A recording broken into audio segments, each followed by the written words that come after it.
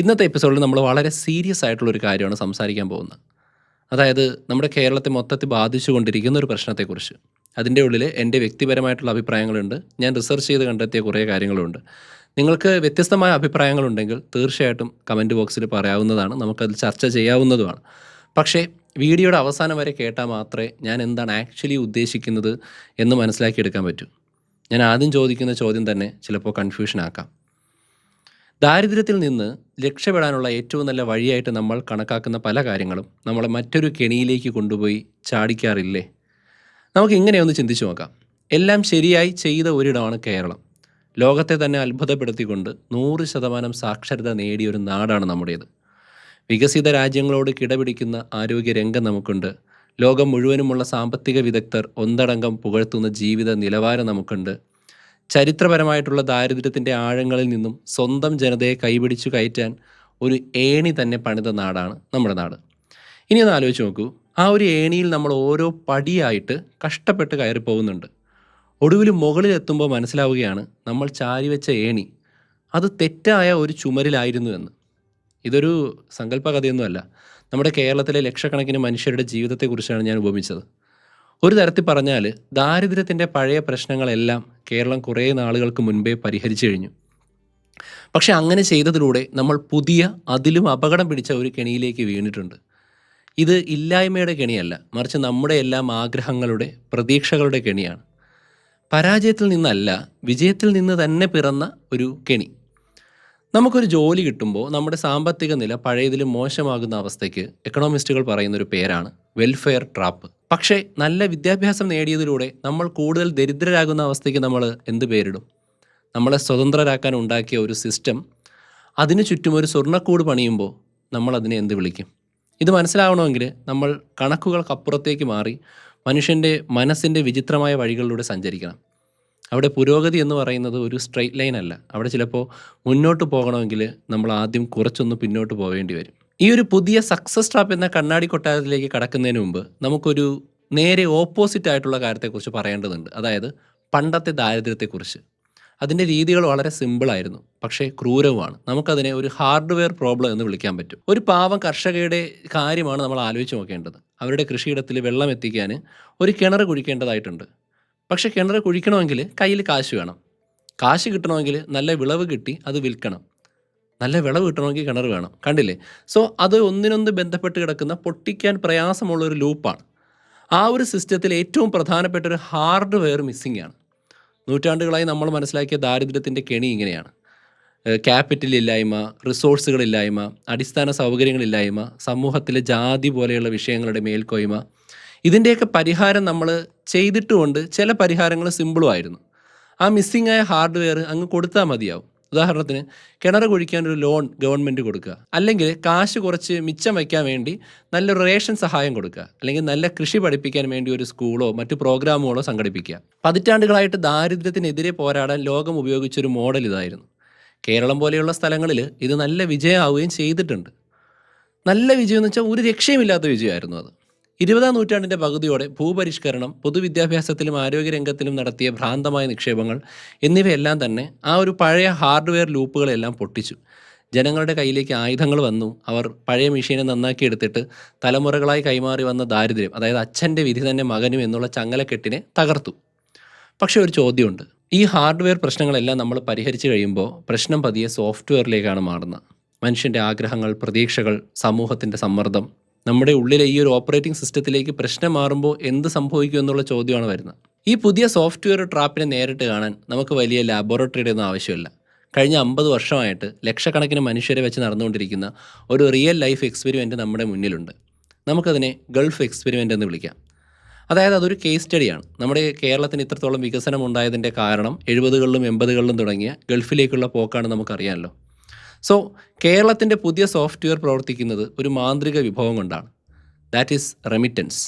Gulf രാജ്യങ്ങളിലേക്ക് ജോലിക്ക് പോയ ലക്ഷക്കണക്കിന് കേരളീയർ വീട്ടിലേക്ക് അയക്കുന്ന പണമില്ലേ, അത് ഏകദേശം ഒരു വർഷം 1,00,000 കോടി രൂപയിലധികം വരുമെന്നൊക്കെ പറയാറുണ്ട്. ഏകദേശമാണ് പറഞ്ഞത്. ഈ പണം വലിയ വീടുകൾ പണിയാനും ആർഭാടമായ കല്യാണങ്ങൾ നടത്താനും നല്ല വിദ്യാഭ്യാസത്തിനുമൊക്കെ വഴിയൊരുക്കി. പക്ഷേ ഇങ്ങനെ വന്ന നല്ല രീതിയിൽ നമ്മുടെ സംസ്ഥാനത്തെ വികസിപ്പിക്കാനായിട്ട് സഹായിച്ച പണമില്ലേ, അതൊരു മെൻ്റൽ ട്രാപ്പ് ഒരുക്കുന്നുണ്ട്. സാമ്പത്തിക ശാസ്ത്രജ്ഞർ അതിനെ റിലേറ്റീവ് ഡിപ്രീവിയേഷൻ എന്നാണ് പറയുന്നത്. എന്താണെന്ന് വെച്ചാൽ നമ്മുടെ കയ്യിൽ എന്തുണ്ട് എന്ന് നോക്കിയല്ല നമ്മളിപ്പോൾ നമ്മുടെ സമ്പത്ത് അളക്കുന്നത്, മറിച്ച് നമ്മുടെ അയൽക്കാരൻ്റെ കയ്യിൽ എന്തുണ്ട് എന്ന് നോക്കിയാണ്. കൂടെ പഠിച്ച കൂട്ടുകാരൻ പുറത്തു പോയി ലീവിന് വന്ന് വലിയൊരു ബംഗ്ലാവ് വയ്ക്കുമ്പോൾ അതുവരെ നമുക്ക് ധാരാളമായിരുന്ന നമ്മുടെ സാധാരണ ചെറിയ വീട് പെട്ടെന്നൊരു കുറച്ചിലായിട്ട് സാധാരണക്കാർക്ക് മറ്റുള്ളവർക്ക് തോന്നും. അവൻ്റെ കുട്ടികളെ വലിയ ഫീസുള്ളൊരു പ്രൈവറ്റ് സ്കൂളിൽ ചേർക്കുമ്പോൾ നമ്മൾ പഠിച്ച സർക്കാർ സ്കൂളുകൾക്ക് പെട്ടെന്ന് നിലവാരം കുറഞ്ഞതായിട്ട് നമുക്ക് തോന്നും.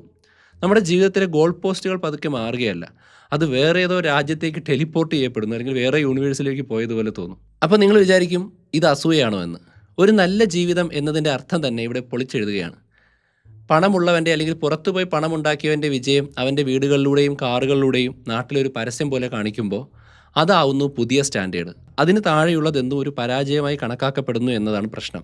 അതോടെ പാവപ്പെട്ടവനാകരുത് എന്ന ചിന്ത മാറി പണക്കാരനായിട്ട് തന്നെ കാണപ്പെടണം എന്ന ഭീകരമായൊരു സോഷ്യൽ പ്രഷർ നമ്മുടെ സമൂഹത്തിൽ ഉണ്ടാവുന്നു. നമ്മുടെ കയ്യിൽ ലോകോത്തര നിലവാരമുള്ളൊരു വിദ്യാഭ്യാസ സമ്പ്രദായമുണ്ട്. കർഷകരുടെയും മീൻപിടുത്തക്കാരുടെയും മക്കൾ ബിരുദവും ബിരുദാനന്തര ബിരുദവും നേടി കഷ്ടപ്പെട്ട് ചെയ്യുന്ന ജോലികൾക്ക് നിന്ന് മുക്തരാവാൻ വേണ്ടി ശ്രമിക്കുന്നു. ഇതല്ലേ ശരിക്കും സ്വപ്നം? പക്ഷേ ഇവിടെ ഒരു ട്വിസ്റ്റുണ്ട്. ഈ വിദേശത്ത് നിന്നൊക്കെ വരുന്ന പണം കാരണം കേരളത്തിലെ ജീവിത ചെലവും കൂലിയുമെല്ലാം വളരെ കൂടുതലാണ്. സോ അതുകൊണ്ട് തന്നെ നാട്ടിൽ പുതിയ വ്യവസായങ്ങൾക്കോ കമ്പനികൾക്കോ പിടിച്ചു നിൽക്കാനുള്ള പ്രയാസമുണ്ട്. ഇവിടെ ഉണ്ടാകുന്ന ജോലികളാണെങ്കിലോ കൂടുതലും കൺസ്ട്രക്ഷൻ അല്ലെങ്കിൽ അഗ്രികൾച്ചർ പോലെയുള്ള കൃഷികളിലൊക്കെ തന്നെ നല്ല സാധ്യതയുണ്ട്. ഒരു തലമുറയെ നമ്മൾ വിദ്യാഭ്യാസം കൊടുത്തത് തന്നെ ഇത്തരം ജോലികളിൽ നിന്ന് രക്ഷപ്പെടുത്താനാണ്. ഇവിടെയാണ് ആ പ്രശ്നം വരുന്നത്. ഒരു വശത്ത് ഉയർന്ന വിദ്യാഭ്യാസം നേടിയൊരു വലിയ യുവജനത്തിൻ്റെ കൂട്ടമുണ്ട്, മറുവശത്ത് അവരുടെ വിദ്യാഭ്യാസത്തിന് ഒരു വിലയും കൽപ്പിക്കാത്ത ഒരു തൊഴിൽ സംസ്കാരമാണ് നമുക്കുള്ളത്. അപ്പോൾ കൂലിയൊക്കെ ഹയർ ആയതുകൊണ്ടാണ് താരതമ്യേന കൂലി കുറഞ്ഞ മറ്റ് സംസ്ഥാനങ്ങളിൽ നിന്നും തൊഴിലാളികൾ ഇവിടെ വന്ന് പണിയെടുക്കുന്നത്. അതേസമയം ആ കൂലിക്ക് നമ്മൾ നമ്മുടെ നാട്ടിൽ പണിയെടുക്കുന്നില്ല എന്നുള്ളതാണ് വിഷയം. അതിൻ്റെ അർത്ഥം നമ്മുടെ മെൻറ്റാലിറ്റി മാത്രമല്ല, നമുക്ക് ഇവിടെ തന്നെ ജീവിച്ച് ഇവിടെയുള്ള പണികൾ ചെയ്യണമെങ്കിൽ ഇവിടുത്തെ കൂലി പോരാ, അല്ലെങ്കിൽ ഇവിടുത്തെ വിദ്യാഭ്യാസത്തിനനുസരിച്ചുള്ള ജോലിയല്ല എന്നൊക്കെയുള്ള തോന്നലുണ്ട്. അത് സ്വാഭാവികമാണ്. പക്ഷേ അതാണ് നമ്മുടെ കേരളത്തിൻ്റെ പ്രശ്നം. ഇതിൻ്റെ ഫലം എന്താണെന്ന് അറിയാമോ? ഇന്ത്യയിൽ അഭ്യസ്ത വിദ്യരായ ചെറുപ്പക്കാർക്കിടയിൽ ഏറ്റവും കൂടുതൽ തൊഴിലില്ലായ്മയുള്ളൊരു സംസ്ഥാനമായിട്ട് നമ്മുടെ കേരളം മാറിയിട്ടുണ്ട്. ഞാൻ പറഞ്ഞ പോലെ ഇത് മടി കൊണ്ടല്ല, ഇതിനെ നമുക്ക് ഡിഗ്നിറ്റി ഫ്ലോർ അഥവാ അന്തസ്സിൻ്റെ ഒരു തട്ട് എന്ന് വിളിക്കേണ്ടി വരും. വിദ്യാഭ്യാസം നമുക്ക് അറിവ് മാത്രമല്ല തരുന്നത്, നമ്മൾ എന്ത് ചെയ്യാൻ തയ്യാറാകുന്നു അല്ലെങ്കിൽ നമ്മൾ ചെയ്യാൻ തയ്യാറാകുന്ന ജോലികളെക്കുറിച്ച് നമുക്കൊരു മിനിമം സ്റ്റാൻഡേർഡ് ഉണ്ടാവും. വർഷങ്ങളോളം കഷ്ടപ്പെട്ട ഒരു ഡിഗ്രി എടുത്ത ശേഷം അല്ലെങ്കിൽ PG എടുത്ത ശേഷം ഇതൊന്നും എനിക്ക് ചേർന്ന പണിയല്ല എന്ന് തോന്നുന്ന ഒരു ജോലിക്ക് ഒരാൾ പോയി കഴിഞ്ഞാൽ അത് ഭയങ്കര ടെൻഷനാണ്, മാനസികമായിട്ടുള്ള ബുദ്ധിമുട്ടാണ്. പ്രത്യേകിച്ചും നമ്മുടെ അയൽക്കാരൻ വിദേശത്തുള്ള AC റൂമിലിരുന്ന് $1 അയക്കുമ്പോൾ. അതുകൊണ്ട് പലരും ഒരു ജോലിക്കും പോകാതെ ശരിയായൊരു ജോലിക്ക് വേണ്ടി കാത്തിരിക്കാറുണ്ട്. അല്ലെങ്കിൽ ഗൾഫിലേക്ക് പോകാനുള്ളൊരു വിസയ്ക്ക് വേണ്ടി അവർ ശരിക്കും ഇങ്ങനെ ഒരു ട്രാപ്പിലായതുപോലെ കാത്തിരിക്കും.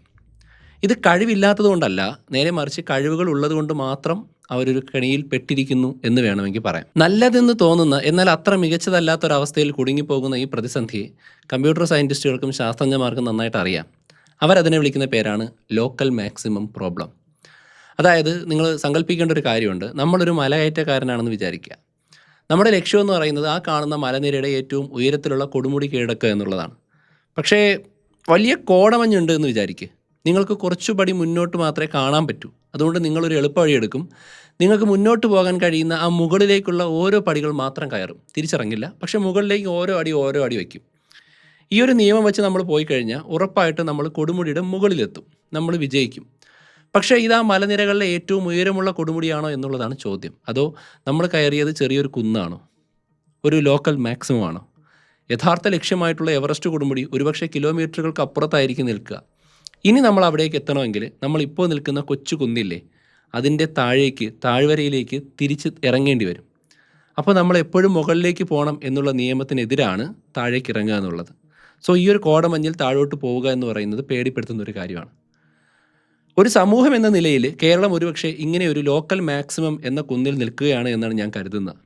നമ്മൾ അടിസ്ഥാന മനുഷ്യൻ്റെ വികസനം എന്ന കുന്ന് കയറി കഴിഞ്ഞു. ഉയർന്ന സാക്ഷരതയുണ്ട്, നല്ല ആരോഗ്യമുണ്ട്, സാമൂഹിക സുരക്ഷയുണ്ട്. അതൊരു നല്ല കൊടുമുടി തന്നെയാണ് കേട്ടോ. പക്ഷേ ശരിക്കുമുള്ള എവറസ്റ്റ് എന്ന് പറയുന്നത് സ്വന്തം കാലിൽ നിൽക്കുന്ന പുത്തൻ ആശയങ്ങളുള്ള ഒരു സമ്പദ് വ്യവസ്ഥയിലാണ്. അത് ഇനിയും ഒരുപാട് ദൂരെ നിൽക്കുകയാണ് കേരളത്തിൽ. നമ്മൾ അങ്ങോട്ടേക്ക് എത്തണമെങ്കിൽ നമ്മൾ ഒരുപക്ഷെ ആദ്യം കുറച്ചൊന്ന് താഴേക്ക് ഇറങ്ങേണ്ടി വരും. വിദേശത്ത് നിന്ന് വരുന്ന പണത്തെ മാത്രം ആശ്രയിക്കുന്നത് കുറയ്ക്കണം.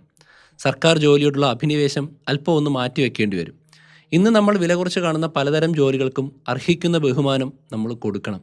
പക്ഷേ ഇങ്ങനെയുള്ളൊരു താഴോട്ടുള്ള ഇറക്കം തിരഞ്ഞെടുക്കാൻ ഏതൊരു വ്യക്തിക്കും ഏതൊരു ജനാധിപത്യ സമൂഹത്തിനും വളരെയധികം ബുദ്ധിമുട്ടുണ്ട് എന്നുള്ള വാസ്തവമാണ്. ഞാനത് അംഗീകരിച്ചു കൊണ്ട് തന്നെയാണ് സംസാരിക്കുന്നത്.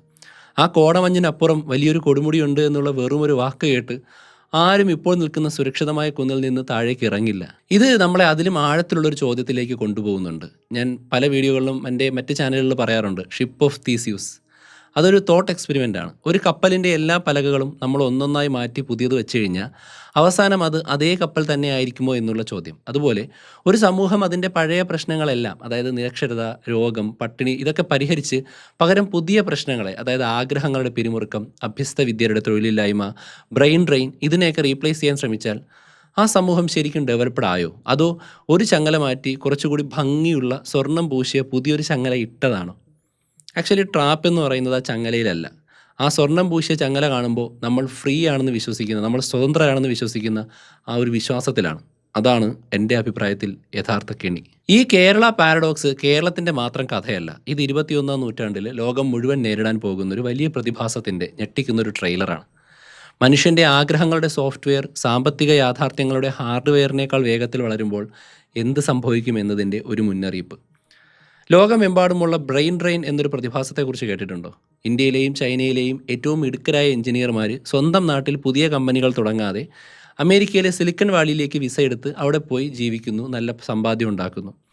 ആഫ്രിക്കയിലുള്ള മികച്ച ഡോക്ടർ സ്വന്തം നാട്ടിൽ നല്ല ആശുപത്രികൾ ഉണ്ടാക്കാതെ അവർ ലണ്ടനിലോ ടൊറൻറ്റോയിലോ ഒക്കെ പോകുന്നു. ഓരോ വ്യക്തിക്കും രക്ഷപ്പെടാനുള്ള വഴി ഒരു സമൂഹത്തിനെ മൊത്തത്തിൽ പതുക്കെ രക്തം വാർന്നു പോകുന്ന ഒരു മുറിവായി മാറുന്നു എന്നാണ് അർത്ഥം. സ്വന്തം ജീവിതം മെച്ചപ്പെടുത്താൻ ഓരോ വ്യക്തിയും എടുക്കുന്ന ശരിയായ തീരുമാനങ്ങൾ അവരറിയാതെ തന്നെ അവരുടെ നാടിനെ ഒരു ലോക്കൽ മാക്സിമം കുന്നിൽ തളച്ചിടുന്നുണ്ട് എന്ന് ഞാൻ പറയും. ഇനി നിങ്ങൾക്ക് എത്രയൊക്കെ ഹർട്ടായാലും അതെൻ്റെ അഭിപ്രായമാണ്.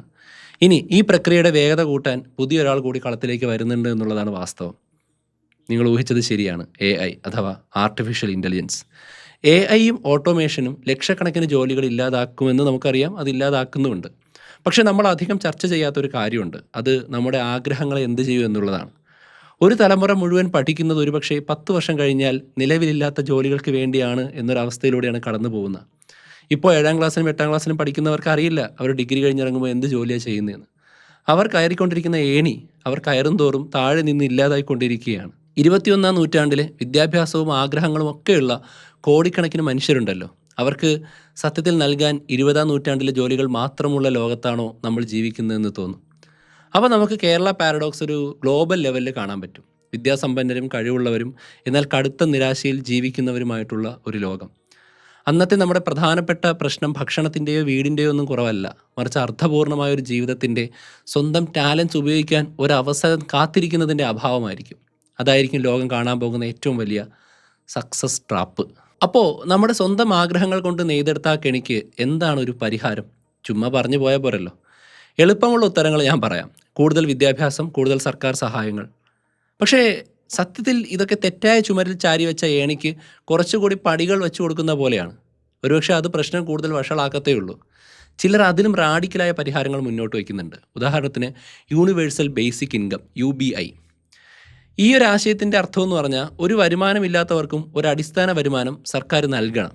അത് ആളുകൾക്ക് ജോലി തിരഞ്ഞെടുക്കാനും സ്വന്തമായി സംരംഭങ്ങൾ തുടങ്ങാനും ഒരു ധൈര്യം കൊടുക്കും. മറ്റു ചിലർ പറയുന്നത് വിജയം എന്നതിനെക്കുറിച്ചുള്ള നമ്മുടെ കാഴ്ചപ്പാട് മാറണമെന്നാണ്.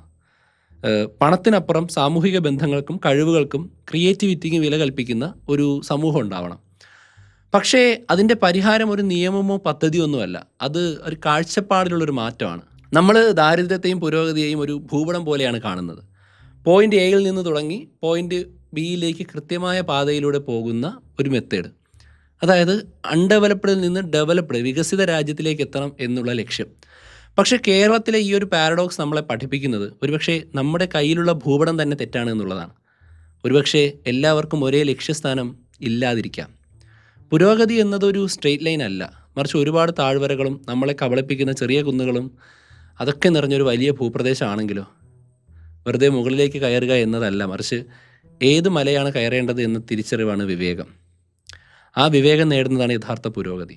ദാരിദ്ര്യത്തിൻ്റെ കുഴിയിൽ നിന്ന് രക്ഷപ്പെടാൻ നമ്മളൊരു ഏണി പണിതു. പക്ഷേ അത് ചാരി വെച്ചത്, ഞാനിപ്പോഴും പറയുന്നു, തെറ്റായ ചുമരിലായിരുന്നു. നന്ദി.